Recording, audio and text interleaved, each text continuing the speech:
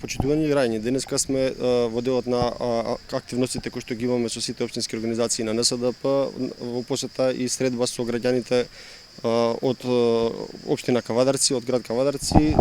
посебно со нашето членство, членовите и симпатизерите на Нова социјалдемократска партија. Во таа прилика би сакал да упатам еден апел до сите вас да искочите масовно на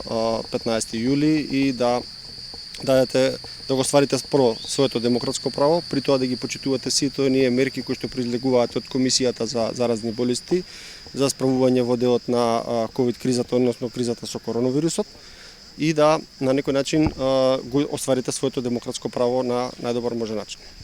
Зошто НСДП сака да победи на овие избори заедно со СДСМ во кампањата што ја имате под наслов Можеме? Пред се поради оние работи кои што веќе ги започнавме пред овие 2,5 години и кои што во голем дел ги реализиравме. Тука можам да го споменам НАТО членството, кое што беше можеби децениска наша определба и желба да станеме членка во НАТО, како и почеток на преговорите со Европската унија.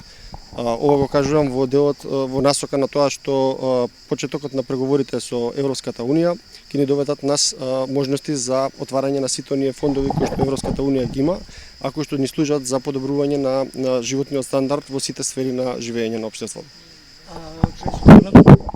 Членството во НАТО сепак во најголем дел ќе ни обезбеди и ни обезбедува, значи гарантирање на територијалниот интегритет,